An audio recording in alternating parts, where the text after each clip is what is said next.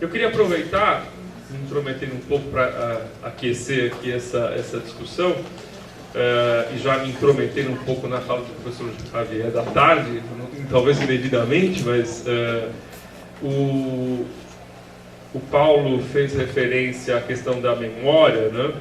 E às vezes a gente fica pensando, bom, o que nós estamos fazendo aqui em relação ao centro de referência? Nós estamos fazendo um trabalho só de recuperação do passado? Quer dizer, eu acho que, em parte, sim, se propõe isso também, né? Mas eu acho que é importante a gente ter claro que, o Paulo já disse isso de alguma forma, queria apenas reforçar que quando se discute memória, né, nunca está se falando só de um passado, né? Porque sempre os pilares dessa memória estão postos no presente. Eu quero dizer, ninguém discute a memória sem uma clara objetivos, sem interfaces com o seu presente, né? Quer dizer, a memória sempre, eu vejo que ela é sempre uma construção do presente, ela nunca é simplesmente um resgate do passado, né? Essa visão de que o resgate do passado era possível como tal, uma visão muito do século XIX, na verdade, né? Em que ontem eu li até um depoimento muito curioso de um professor, um ex-professor da USP, em que ele dizia que quando ele foi aluno da USP, o professor dele dizia o seguinte: a história acaba no Império, dali para frente é política, né? Quer dizer, porque se tinha uma visão de que se podia fazer um conhecimento científico da história, e na verdade hoje não se pensa do mesmo jeito, né?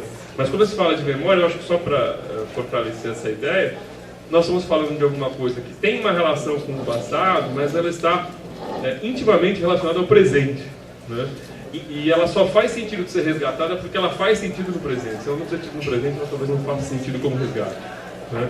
E mais do que isso, ela aponta para algum lugar para frente, né? Eu acho que isso que para nós aqui é muito importante, né? Ela está olhando para algum lugar onde queremos ir.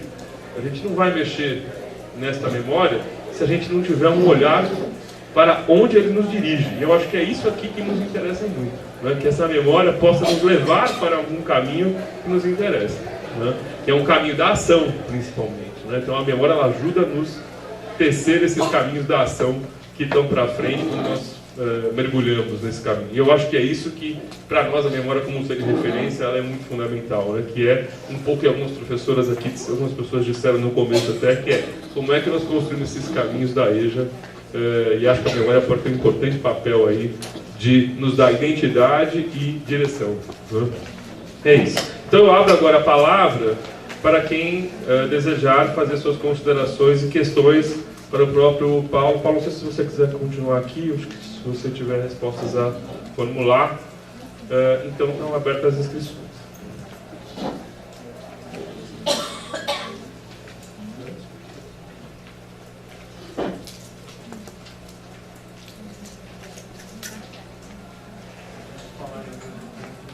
Se todos falarem ao mesmo tempo, aí não... Claro.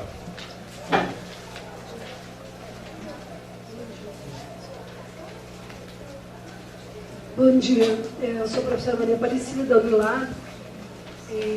Eu estou no contexto do ECOS como colaboradora do curso de administração e vou coordenar um projeto dentro do ECOS.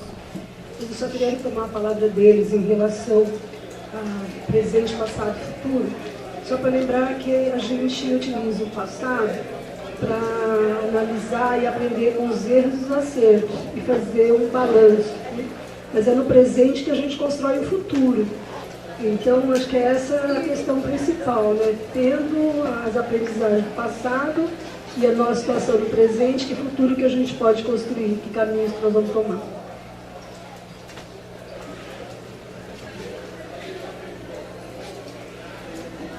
Uma informação, eu acho que eu agradeço as palavras, realmente eu acho que pensar mesmo o futuro, né? Acho que essa é a construção, pensar, por isso que a gente usa a expressão dos devidos, porque os caminhos aí estão em construção. E nesse processo a gente já se preocupou em fazer e ir registrando, né? Construindo uma memória coletiva. Então, na disponibilização da apresentação, eu coloquei uma pasta que tem todas as memórias já registradas né, sobre os centros de referência. Tem algumas que eu não pude colocar, o computador deu um pane geral aí. Mas tem todas elas e tem todos os projetos de cada uma das instituições. Então, quando vocês receberem, vocês vão receber uma pasta com documentos de referência do centro, que contém todos os projetos, desde o ECO, o projeto de cada uma das instituições, as memórias, as apresentações. Então, é para realmente ser um material de circulação e que vocês possam utilizar.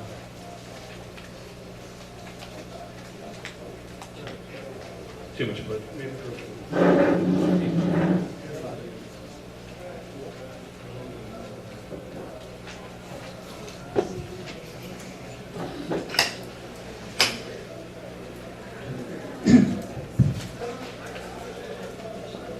Penso que estamos pensando alto, né?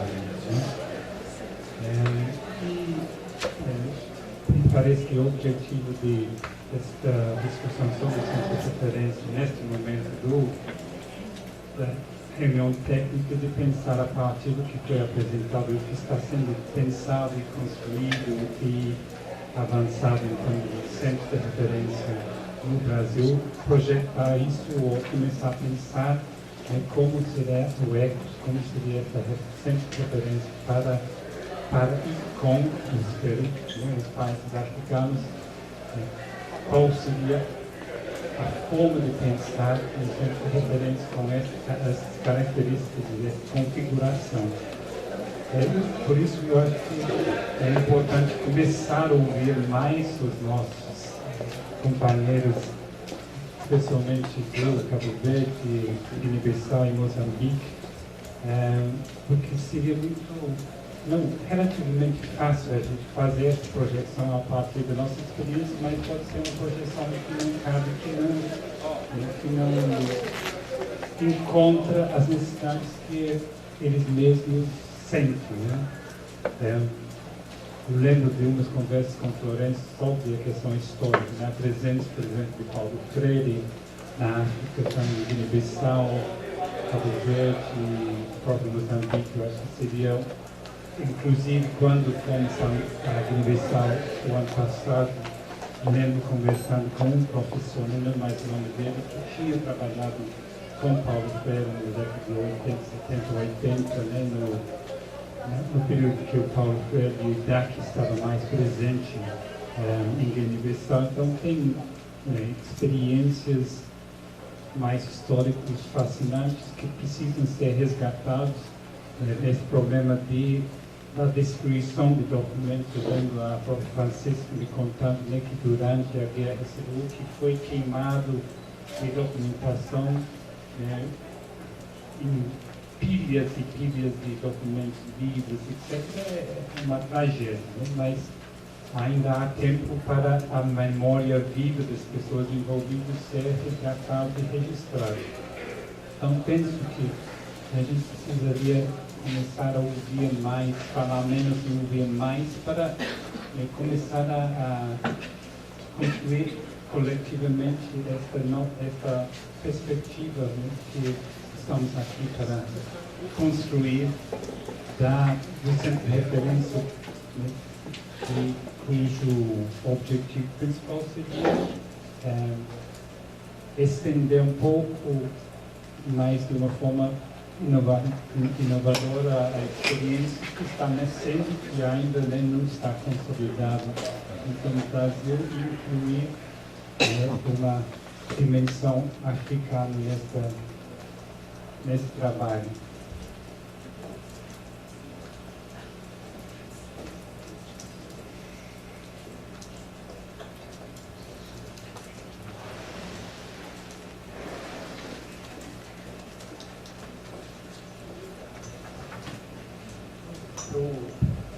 Paulo, parabéns pela apresentação. Eu queria dizer que, para mim, particularmente, foi muito esclarecedor. Eu não pude participar da reunião no Rio de Janeiro, o Osmar estava lá, você foi o Osmar, você com o Jane, mas a sua apresentação assim, foi muito clara, né? Histórica, também prática, do ponto de vista de encaminhamentos. Então, eu queria, seguindo a linha do Timothy,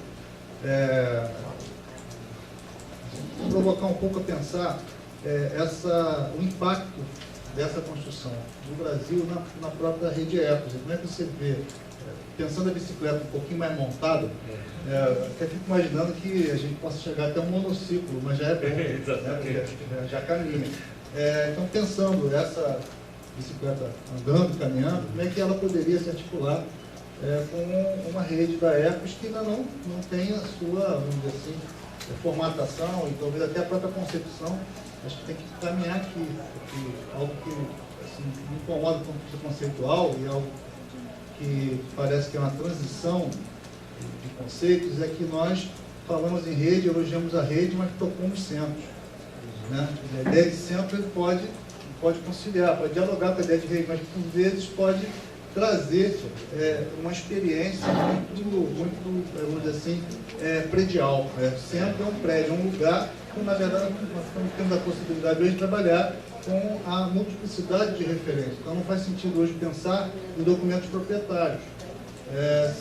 Se você pensa em centro, eu tenho um centro que é proprietário de um documento. Na internet, na rede, isso se multiplica. Não há documento proprietário na rede.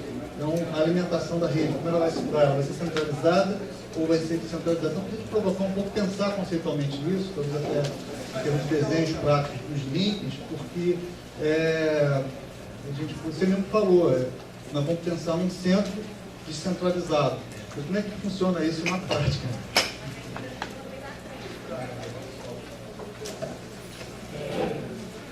Eu não fiz, nós não encaminhamos se fazemos um conjunto de perguntas e depois vamos para as respostas. Acho que melhor vai fazer assim, eu vou coletar algumas questões e depois, logo em seguida, a gente, um pouco depois a gente abre para as respostas. Minha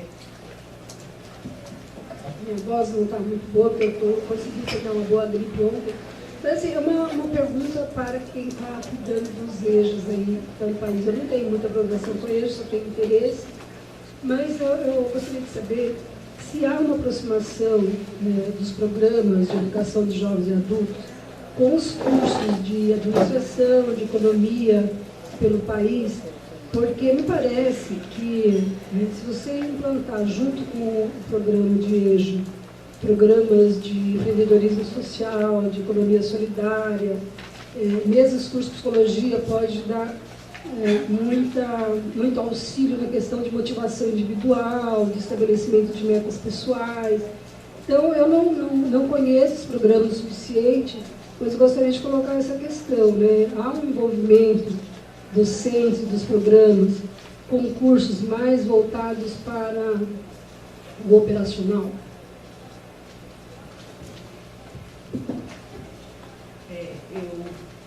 Eu vou colocar aqui uma preocupação, que é uma preocupação que a gente está sentindo na perspectiva da operacionalização, que de certa maneira já foi levantada pelo colega Paulo.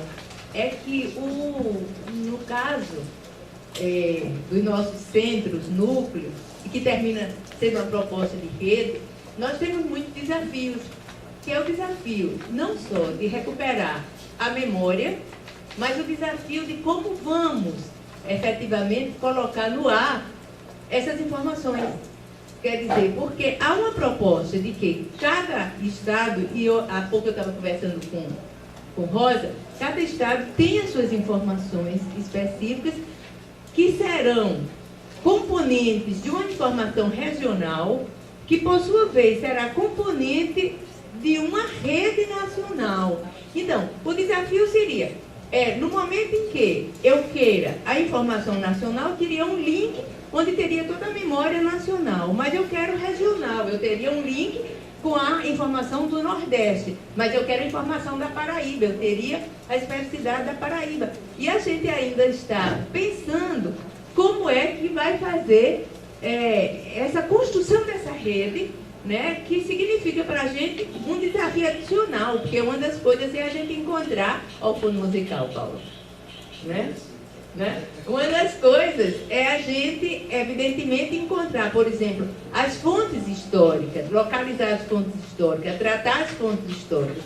E a outra coisa que também está dentro dessa proposta, que nós consideramos extremamente importante e audaciosa, é construir como é que vamos fazer a parte tecnológica. É isso aí.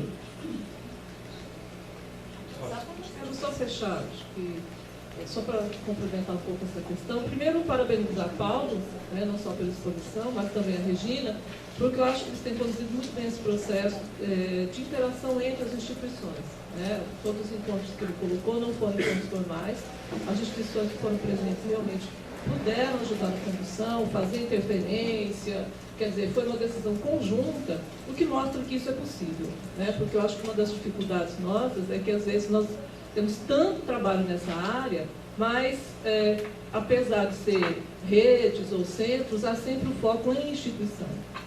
Que a minha instituição produz, o que a minha instituição faz, né? Isso é muito difícil de ser rompido. Porque não é uma barreira apenas das pessoas, mas da própria organização, de como isso tem sido criado historicamente. Então, eu acho que o exemplo aqui colocado, né, do que vem acontecendo nesse projeto de centro de referência, mostra que isso é possível, apesar de ser trabalhoso.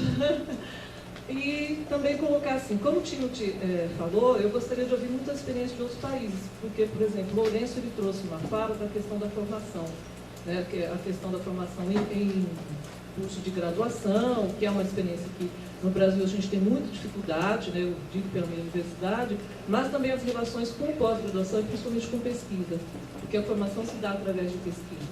Né, que eu acho que esse centro vem trazer o foco desse centro de pesquisa e formação.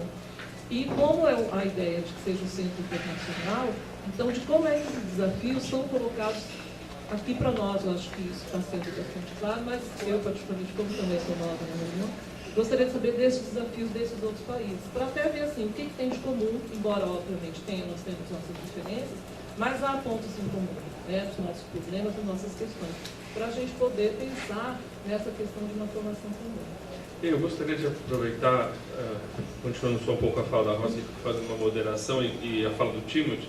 Eu acho que é fundamental que a gente centre aqui nossos esforços nessa hora que nós temos de debate, né, para pensar exatamente o que esse centro de referência significa do ponto de vista de uma articulação internacional com os países, entre Brasil e países africanos, e muito pensando mesmo, como disse o Timothy, naquilo que são as demandas, as questões do conjunto dos países envolvidos. Né? Acho que a gente tem que centrar muito o foco.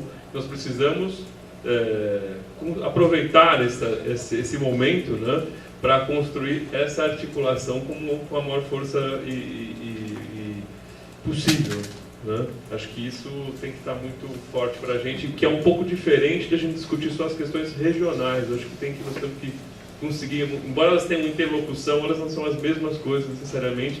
E eu acho que o Paulo apresentou muito bem o que é um centro de referência, mas a gente ainda fica um pouco com a questão, bom, como é um centro de referência na proposta ECOS? Eu acho que essa questão a gente tem que conseguir chegar nela mais fortemente. Né? Não sei se o Paulo gostaria de responder esse primeiro bloco, Paulo, temos algumas questões que você talvez tivesse alguns comentários.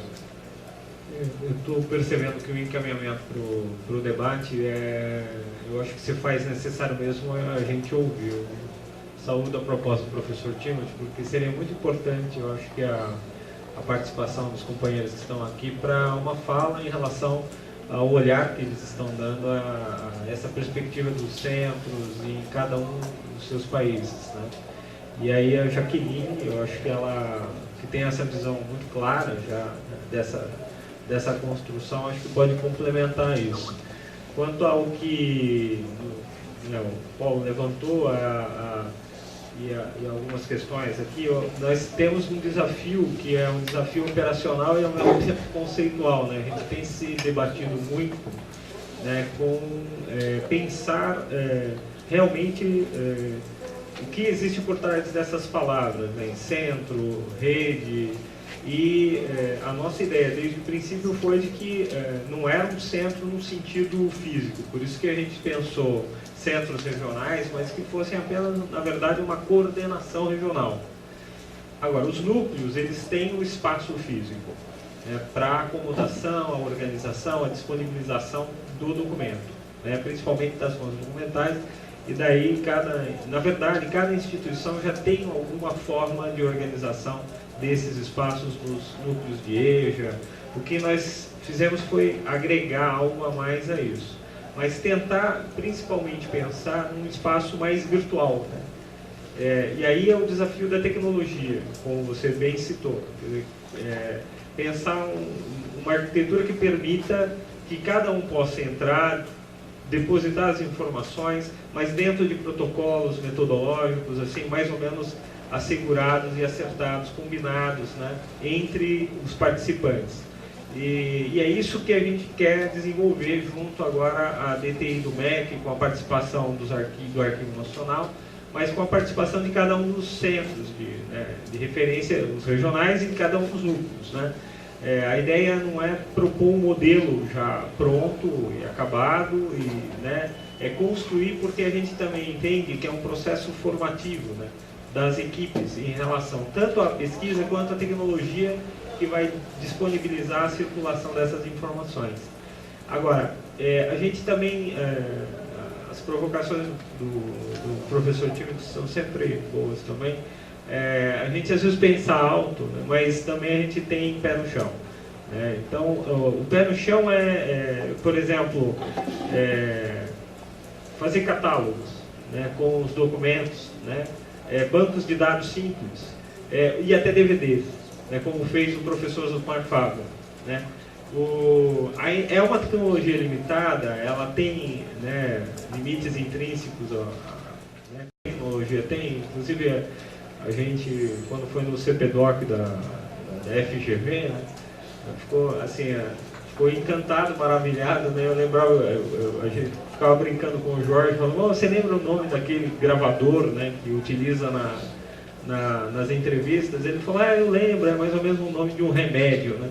Porque assim, as tecnologias são tão sofisticadas e tem tantas novas linguagens e possibilidades, né, de arquivamento, que esse é um universo extremamente complexo. Então, a gente percebe que a gente precisa formar as pessoas nisso e nos formarmos nisso, adquirir informação sobre isso, não é? A Emília, numa ocasião, quando nós estivemos lá em Brasília, você lembrou bem isso, né? Poxa, está tão bacana o discurso que era de um técnico, né, o professor Mamed, da área de informação, mas a gente tem que se familiarizar com isso, saber da onde se trata. Mas a ideia, quer dizer, os princípios são esses: ser interativo, não ser hierárquico, ser flexível, ser democrático, numa gestão compartilhada, informações que circulem. E você tocou num ponto muito importante, a questão da propriedade, né, dos documentos. A Rosa tem uma experiência relevante nisso, né, dos acervos privados, né, e muitas... aliás, eu falo um pouco entristecido em relação a isso, né? Eu estava vendo o dicionário Paulo Freire, né? Tem lá uma foto do Paulo Freire, uma belíssima foto, né, na capa, mas está lá uma advertência, ó, só pode reproduzir com autorização da pessoa e tal, né? Então, tudo bem, né? A imagem do Paulo Freire, mas só pode reproduzir com aquela autorização. Então a gente tem que pensar cuidados com o direito autoral, e no sentido de tornar realmente democrática a circulação dos documentos, né? A gente antes tinha o cerceamento da memória pelo autoritarismo, agora parece que nós temos o cerceamento da memória pelo mercado, né? Pela privatização da memória, né? Então, você quer, vai ter que pagar, vai ter que disponibilizar de recursos e custos, e a gente precisa realmente evitar isso, que você tocou um ponto central, né? Tornar público, né, colocar em domínio público. Inclusive quando a gente pensou no MEC desenvolver a tecnologia, é porque torna público. Porque a gente não quer nem a plataforma, nem o sistema com software privado. A gente quer software livre, né, que permita realmente que essa circulação democrática das informações se faça, né. Quanto à questão que a professora levantou sobre os outros setores e as questões operacionais, nós temos ações de SECAD. Agora, os centros, eles ainda estão projetando quais são as suas funções e ações, né? Quais são as suas vocações. Será mais da pesquisa, da memória, da história, vai ser da formação, vai ser na extensão, né? A gente sabe, na última reunião, a Emília tocou muito fortemente na temática da formação. Vai ter um papel de formação. Então, por isso que é importante ouvir Jaqueline, os parceiros africanos, para a gente saber quais são as demandas efetivas, né? na área da história da pesquisa de memória, a gente tem um trabalho, a gente conhece gente que já trabalha, que faz levantamento, né? O Roberto conhece a Maurilane Vickers, que inclusive é uma pena, esteve recentemente na África e fazendo levantamento, né, de fontes documentais e tal, visitando arquivos e acervos, né? Então, eu acho que tem que pensar essa frente e, ao mesmo tempo, pensar as outras. Por exemplo, na economia solidária, tem muitas ações que são fomentadas pelo SECAD, né? Tem de produção, teve uma resolução exatamente sobre isso, né? Agora, realmente, a vocação de cada centro é cada um que vai descobrir dentro das suas possibilidades. Enfim, eu acho que seria interessante agora alargar com a participação do Lourenço também, poder explanar sobre o ECOS e essa questão da articulação internacional. Como é que é esse desenho? Porque no desenho que a gente pensou, o MEC está focado tanto na organização regional, nós temos uma tarefa enorme ainda a fazer em cada um, né? Nós estamos agora numa agenda de encontros regionais, e lembrando que o sul e o sudeste do país, o sudeste já tem uma história já consolidada, mas o sul ainda não está articulado, então a gente ainda precisa buscar essa articulação lá. Então tem uma caminhada, e do ponto de vista internacional também. Mas eu acho que seria interessante agora abrir a palavra aos colegas. Antes do Ernesto falar, queria registrar assim, algumas coisas. Primeiro, como vocês perceberam, nós fizemos um ajuste na programação. Várias pessoas chegaram de ônibus do interior do estado, o trânsito anda muito caótico aqui na cidade por um conjunto de obras e nós não conseguimos começar às 8h30 como estava previsto.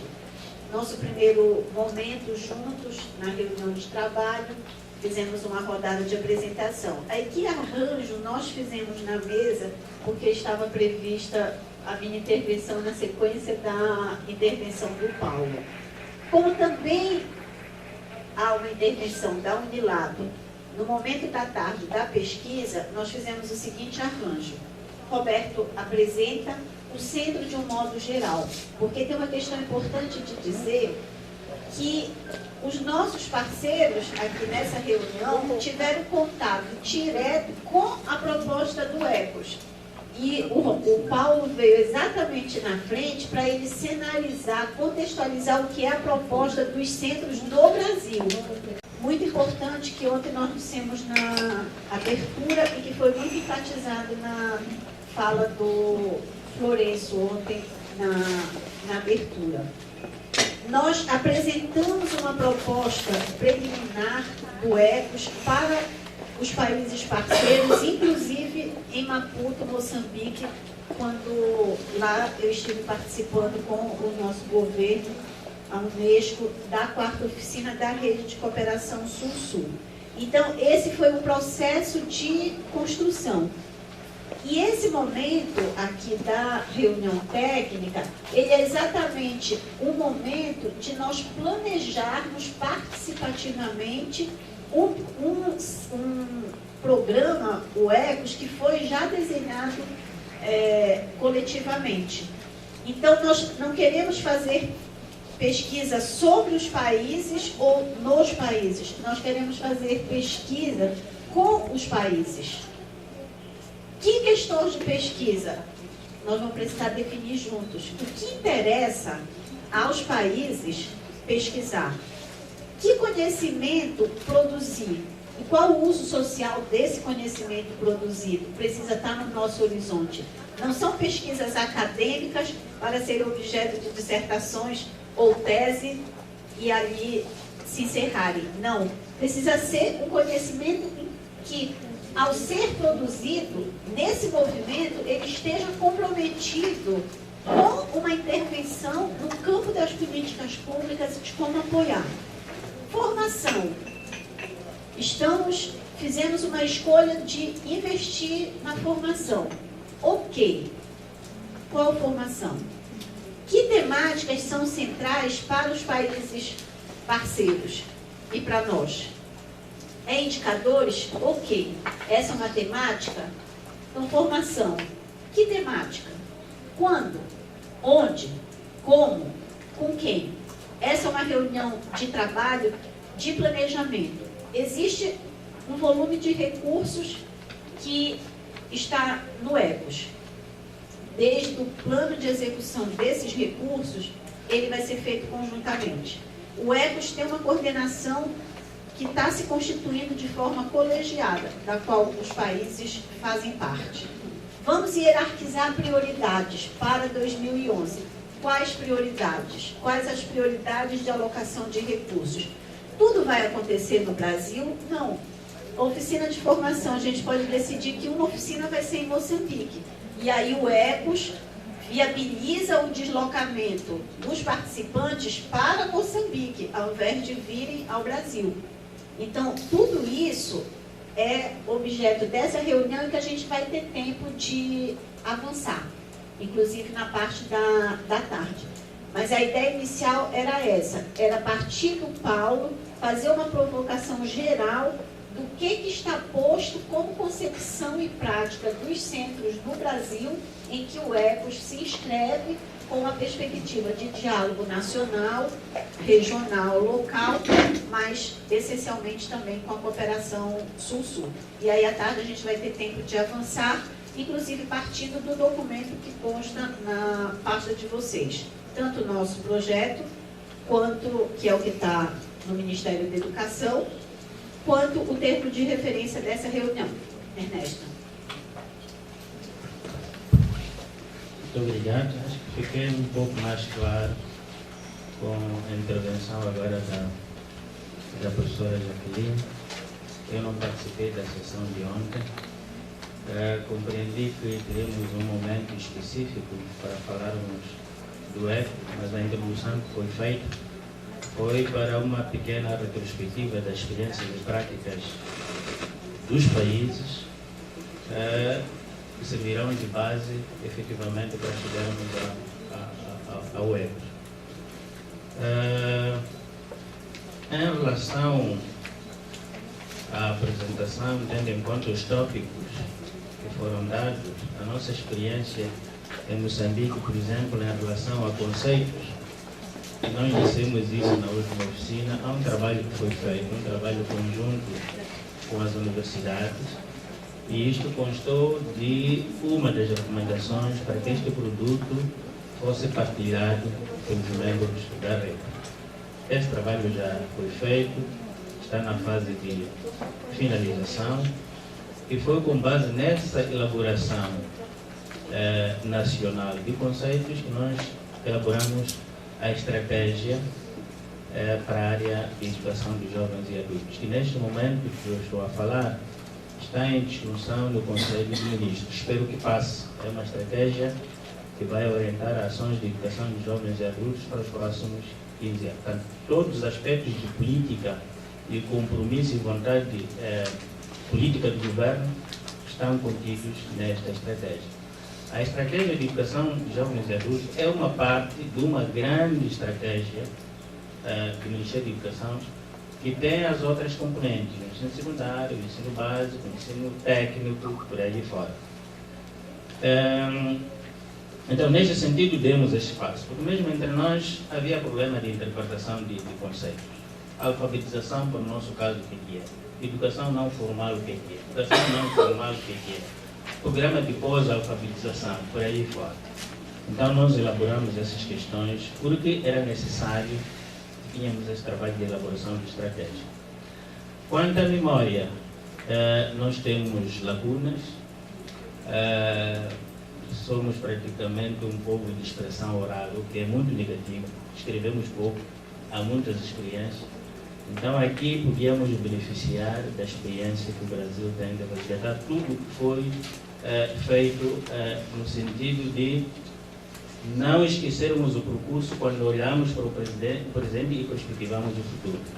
Temos a história de educação de jovens e adultos a partir da luta de libertação nacional, e são essas experiências que começaram na luta de libertação nacional que foram retomadas depois de independência para a construção do homem, depois de ter se libertado a terra. Mas precisamos de elaborar mais.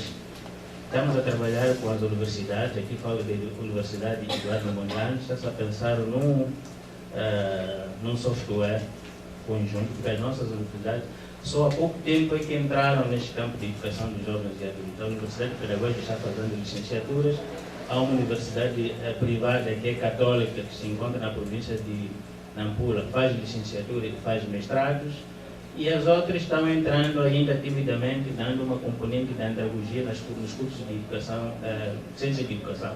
Significa que as universidades também estão a entrar, mas estão ainda num nível muito alto de abstração, de pesquisa teórica, ainda não conseguiram, portanto, chegar ao trabalho do campo.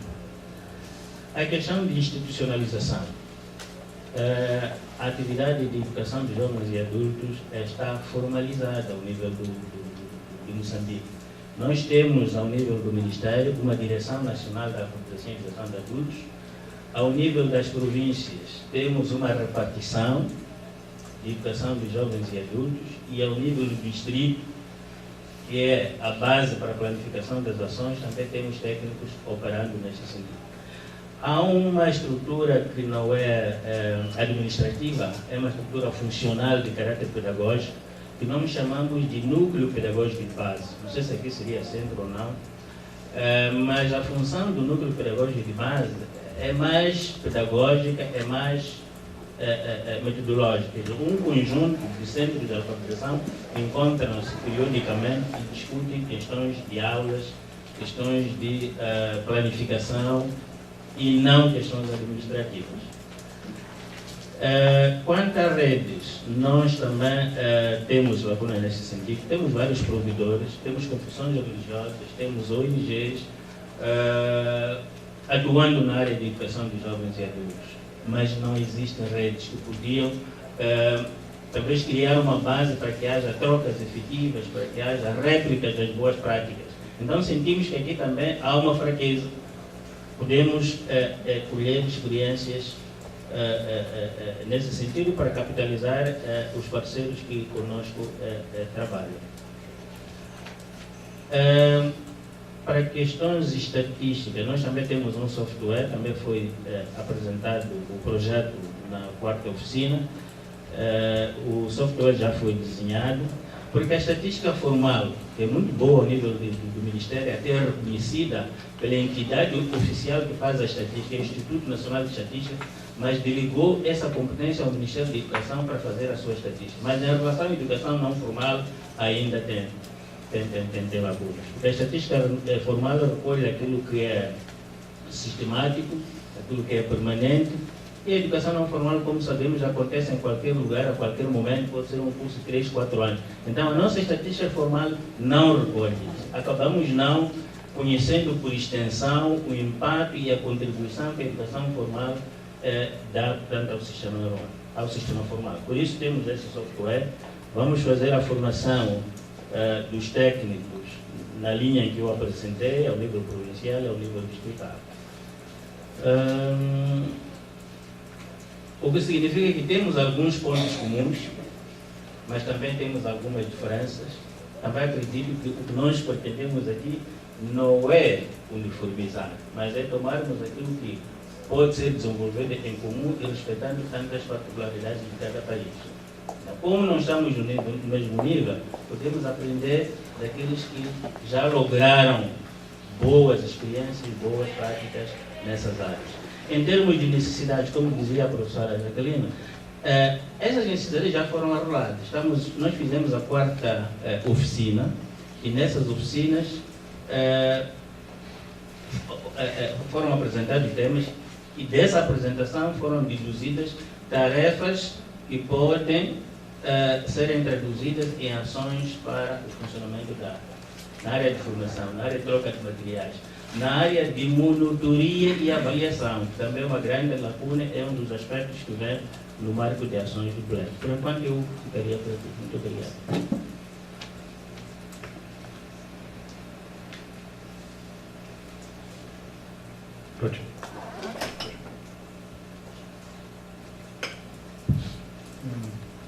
Obrigado. Só para complementar e trazer também algumas colocações pessoais, meu olhar. Eu subscrevo a ideia de que o centro nasce com enormes desafios. É uma necessidade que nós temos vindo a observar. Olhando aqui o cenário dos nossos países respectivos, não há dúvida que é muito pertinente criarmos um centro de referência, quanto mais para, por um lado, capitalizarmos as experiências que nós temos, né? Resgatando memórias, resgatando um passado muito rico. Eu tive que cortar mais a experiência aqui do Brasil. Eu tive a oportunidade de fazer uma visita de estudos nas instituições daqui do Brasil. Nós temos um percurso bastante diversificado. Os países africanos, quase todos com rupturas importantes, né? Várias rupturas nos percursos, né? Cabo Verde com a sua particularidade, de modo que nós temos, acho que é um imperativo, foi visto que é um imperativo termos este centro. A discussão de centro sempre costuma ser muito polêmica. Eu vou fazer um parênteses só para vos contar, para vos dizer que em 85 nós sonhamos criar um centro regional de educação de adultos para os Palopes. Houve 2 reuniões, participei em 2 reuniões e na segunda reunião a ideia abortou por causa da sua localização, onde ia ficar, né? Quem que coordena, como é que ia ser, etc, etc. Nós, na altura, defendíamos a criação de um centro regional, mas sem uma estrutura, sem uma localização fixa, com réplicas nos nossos países, mas já trabalhando em articulação, em rede, consoante as potencialidades de cada um dos países. Cabo Verde, bom, os outros países tiveram problemas enormes, mas Cabo Verde conseguiu montar esse centro, né, que hoje funciona lindamente, numa perspectiva de um Instituto de Educação de Adultos. Hoje, né, estávamos no século passado.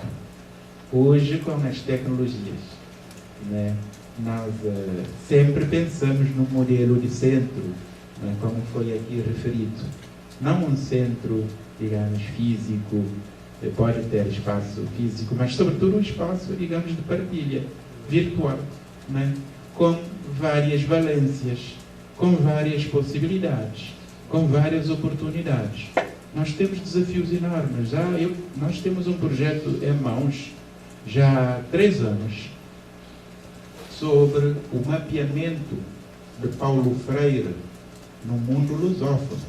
As pegadas de Paulo Freire, né, no mundo lusófono ou na África. Enfim, é um desafio enorme que nós temos que poder, digamos, trabalhar para poder dar conta ao mundo, né, daquilo, da riqueza que o espaço lusófono tem nessa matéria, graças à contribuição de Paulo Freire.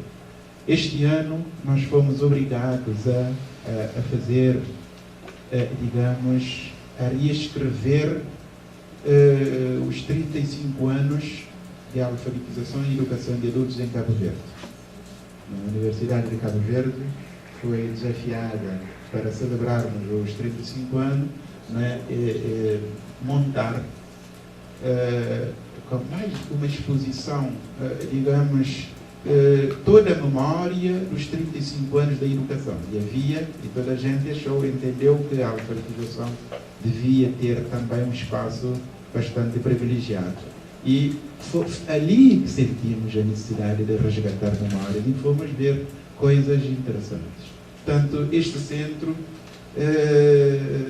portanto, eu subscrevo, ainda bem que a Jacqueline deu um conjunto de esclarecimentos antes.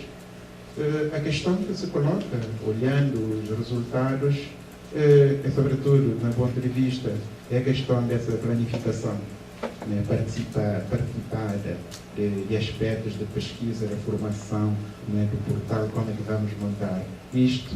A coordenação, do meu ponto de vista, a experiência de coordenação da rede colegiada, partilhada, não é, serve de base para acreditarmos que podemos ter uma coordenação, não é, boa.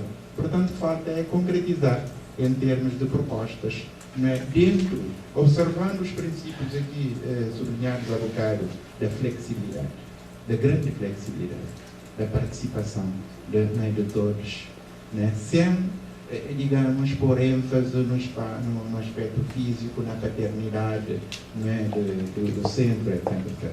Portanto, são essas contribuições que eu queria trazer para ajudar no debate. Obrigado.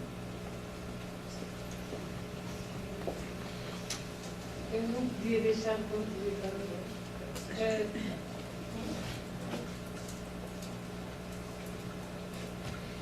Como todos sabem, a Guiné-Bissau acho que está no último plano em termos de educação de jovens e adultos. Tudo isso porque nós temos memória escrita muito pouca e o que complica ainda mais com sobressaltos no meu país. Guerra de 7 de julho, praticamente não ficamos com nada. E alguns sobressaltos também que tiveram lugar depois da Guerra de 7 de julho. O país está tranquilo mais ou menos há um ano. Por isso, como vocês veem, nós temos ainda muito trabalho. Eu tenho muita esperança na criação do centro de referência, porque eu acho que vai ajudar a resgatar a memória escrita do meu país. Era isso.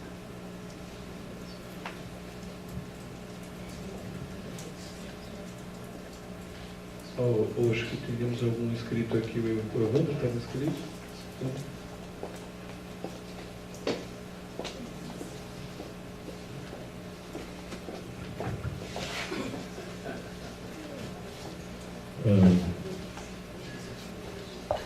Um pouco puxando para a nossa sardinha, eu e o Francisco veio, mas o professor Hilton da UFPA, e com colaboração de outros companheiros, como Paulo e o Javier, vamos ficar responsáveis pela produção de documentários nessa empreitada. E pensando até nisso que o companheiro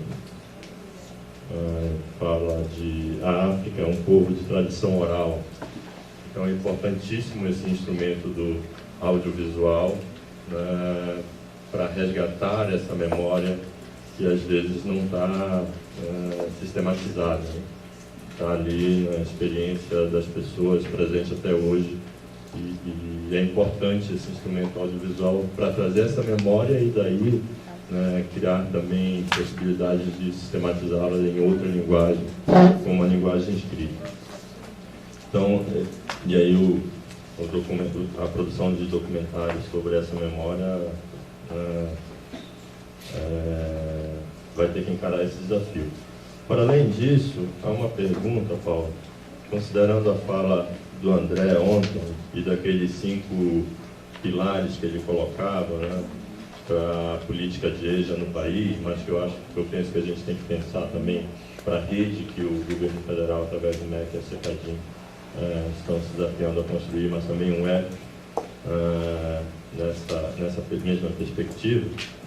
3 pilares, os últimos: realizar a formação de professores, criar ambiente de letramento, assegurando aos neoleitores instrumentos de leitura e escrita, fortalecimento das redes sociais de cooperação para dar conta de atender a demanda e gestão e execução da política, né? Então, pensando na rede para além né, da questão dos centros como estrutura física, mas é isso que você fala, eu sempre me pergunto como é que a gente vai criar possibilidades de acessibilidade a isso ao educador. Né? Ao educador que está lá na escola pública, ao educador do movimento social, aqueles que não estão nas instituições de ensino superior, né? Ou que não estão até próximos a isso. Eu lembro que o MDA tinha um projeto que chamava Sala Digital, Casa Digital, coisa assim, que eram centros de informática nos assentamentos, né? Que era para dar esse acesso. Mais que dar acesso, permitia a interação pela construção contínua desse processo de pesquisa sobre a memória. Que a memória, né? Quando eu penso no futuro, eu me lembro do passado, né? Mas também a memória ela é presente. E ela precisa ter um instrumento de construção dessa memória, do que acontece agora, né? E que seja diminuídas as distâncias para chegar a isso, né? Por instrumentos reais de acesso aos sujeitos que estão vivendo essas experiências, seja nos países africanos, seja no Brasil, né? Como é que eles podem acessar? Para que a gente não tenha daqui a mais, não sei quanto tempo, uma outra pesquisa para resgatar a memória, mas para que a gente crie instrumentos em que a gente vai alimentando, não só a partir daquilo que os centros de referência vão fazendo, mas que dê também a condição daqueles que fazem a EJA serem sujeitos, né? Serem protagonistas na construção dessa memória, podendo eles também interagirem, alimentarem, trazerem dados, informações sobre as suas experiências e sobre as suas memórias através dos recursos digitais, como pode ser a Casa Digital. Eu queria saber como é que vocês pensam isso e como é que a gente pode pensar isso também, né, para além daquilo que a gente vai fazer no centro de referência, mas a construção de ações que permitam, aonde estão os educadores da EJA, chegar condições estruturantes para que eles possam participar desse processo. Obrigado. Lourenço. Bom, vocês estão me ouvindo? Eu queria falar que o projeto EGOS é um projeto diferente, porque nós estamos aqui ouvindo todo mundo, ouvindo os meus compatriotas dos dois lados, tanto brasileiros como os africanos, para, a partir daí, a gente desenhar as políticas que a gente tem que levar avante. Não é um projeto que a gente vai lá com os pacotes já, tudo pronto, e temos receita para resolver, que não resolve, às vezes complicamos muito mais do que resolver, mas ouvir o outro para saber o que ele tem, que a gente pode conjuntamente aprender.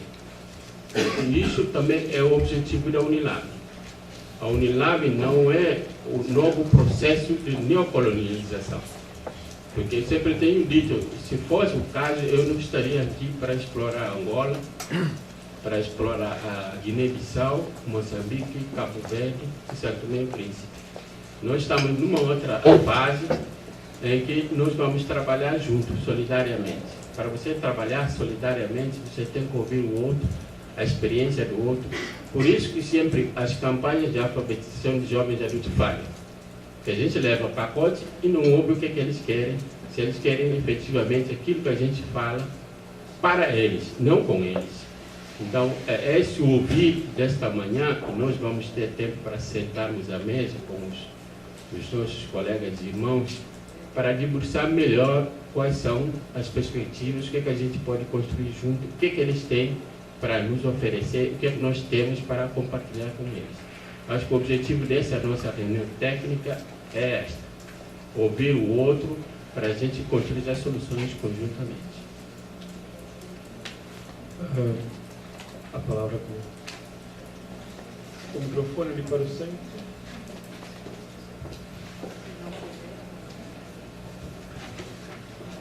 Um comentário apenas da intervenção que aqui foi feita, como atingir os educadores profissionais. Para o nosso caso, eu não falei disso, quando falei da institucionalização dos programas de educação dos jovens e adultos. Depois de uma discussão intensa ao nível do Ministério, se os educadores profissionais seriam formados nos institutos de formação de professores ou teríamos que ter instituições próprias. É verdade que, utilizando as instituições de formação que existem, que são cerca de 35 para a formação de professores, ganharíamos em parte. O investimento seria o mesmo e os planos curriculares seriam desenhados de modo que o professor primário pudesse atender ao ensino formal e à área de educação dos jovens e adultos. Acho que essa é a experiência do Brasil. Mas porque esta área de educação dos jovens e adultos esteve ensombrada por algum tempo, nós optamos por criar institutos de formação de educadores de jovens e adultos, para tornar o setor mais visível. É uma ação também de sensibilização e mobilização. Então, a partir deste ano foram criados 5 institutos de formação de educadores de adultos em 5 províncias. Vão fazer a formação inicial em que o futuro educador entra com o nível de 10ª classe de escolaridade e ainda estamos a discutir, porque o currículo está ainda no processo de elaboração, se a duração vai ser de 2 anos ou 3 anos. Então, por essa via, e porque esses institutos vão fazer também a formação em exercício, que é a requalificação dos educadores que foram formados ao longo dos anos, e não só, porque temos também a figura de alfabetizador voluntário.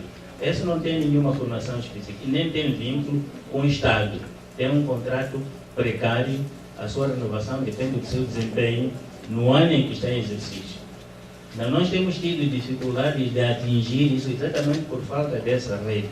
Havendo este software, que vai servir não só para levantamento de dados estatísticos, mas para informar também que tipo de curso, quem são os provedores, onde é que estão. Por essas instituições, achamos que pode-se atingir os educadores profissionais, e não só, mas os outros provedores, incluindo as ONGs que trabalham em programas de educação de adultos. Reiterar que este encontro é pertinente, parte do princípio que ninguém ama aquilo que não conhece. Então, este envolvimento nosso, desde o princípio, acho que cria, em parte, a sustentabilidade deste projeto. Por isso, achamos que o encontro foi oportuno e estamos abertos exatamente para caminharmos na unidade e na diferença ao mesmo tempo, para dizer que há aspectos comuns, mas há particularidades em cada um dos países. Obrigado.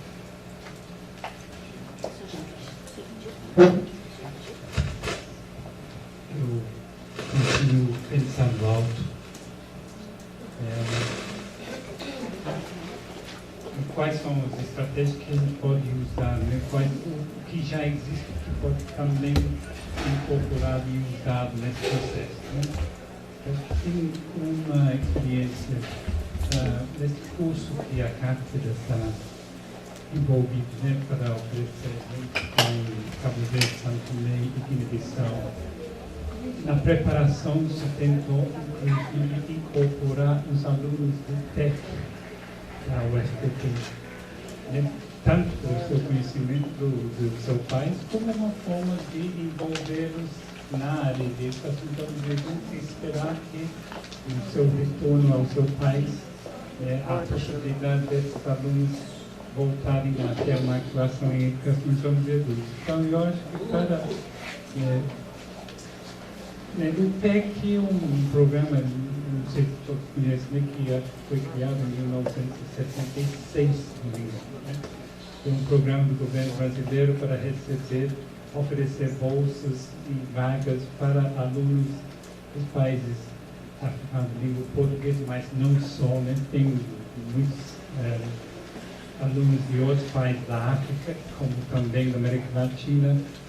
Tem o PEC-GEU, tem o PEC-PG, o PEC alunos de graduação e para pós-graduação, com a proposta que os alunos façam o seu curso de graduação ou pós-graduação e voltem para qualificar os quadros do país de origem, né? Então, eu acho que esse é uma estratégia, um instrumento muito rico que pode também ser pensado como usar isso, como incorporar os alunos, tanto de graduação quanto pós-graduação, tanto em fortalecer os centros de referência, como levar a experiência de volta para os seus países de origem, né? E como os alunos podem, inclusive, então, de seus próprios cursos, ou no caso de fazer mestrado, doutorado, ou especialização, as monografias, as dissertações e as teses também podem engrossar esse movimento. Rosa, depois o Paulo responde. Só para completar a informação do Tito, a experiência que nós tivemos no núcleo da UFRN, que para além do financiamento... Só um minutinho, Rosa. Só dizer para vocês, a importância do microfone é porque está sendo gravado. Desculpa. Depois a gente vai editar todo mundo. Para completar a informação do professor Timothy, a experiência do nosso núcleo na UFRN, que para além do financiamento da SECAD, que possibilita a interação de alunos de graduação, nós fizemos também a inserção institucional, a que Paulo se referiu, junto a outra pró-reitoria de pesquisa, que é criar dentro da instituição projetos que podem se juntar aos centros de referência. Então, só para ilustrar, né, que esse projeto ele possibilita aberturas institucionais, certo? Para além dele, né, desse planejamento em conjunto que nós fazemos, do financiamento, as outras entradas podem ser agregadas, tanto para os cursos de formação no ensino, como bolsista de iniciação científica, que nós temos 3 dentro do núcleo. Então, tem 4 que vêm junto à SECAD, do financiamento, e mais 3 de iniciação científica. Isso pode ser uma ação de cada núcleo, né? Independente, dependendo da estrutura que você tem. Nós estamos aqui com um teto de horário. Eu vou passar para o professor Paulo, que tem uma resposta ainda que ia dar. 1 minuto. Evandro, o Evandro fez o questionamento em relação à inserção na verdade, de ampliar a participação, de ser interativo, sendo ser um espaço de interlocução com todos os sujeitos, na verdade, que atuam na educação de jovens e adultos. Essa é a perspectiva. Né? A gente, na verdade, sonha com a possibilidade de que ele seja um lugar de agregação e de diálogo, que as pessoas possam ter plataformas interativas, né? Mediadas, mas interativas, de tal forma que o professor possa entrar, enfim, todo aquele que está envolvido na educação de jovens e adultos tem um espaço que ele possa estar postando documentos, colocando referências, mais ou menos como funciona também um projeto do Arquivo Nacional, que é o Memórias Reveladas, que permite diferentes níveis de acesso ao sistema. E aí as pessoas podem colocar informações, tanto ser depositório de experiências, materiais, depoimentos, declarações, vídeos, recursos, que a pessoa pode entrar, colocar se ela tem, de onde ela está, poder fazer isso. E a tecnologia, quer dizer, a possibilidade da tecnologia da informação nessa área é extremamente ampla, né? Mas a gente não abre mão daquelas outras tecnologias, por exemplo, isso daqui, chamado papel e caneta e tal, que são tecnologias fundamentais também para registro, porque nem todo mundo tem acesso ao meio da informática, então, o meio digital. Então, produzir catálogo, produzir DVD, a ideia é o seguinte, quer dizer, a gente quer fazer uma diversidade de meios que as pessoas possam fazer circular a informação, né? Bom, e para encerrar, agradecer a todos e dizer que isso aqui está bom demais, né?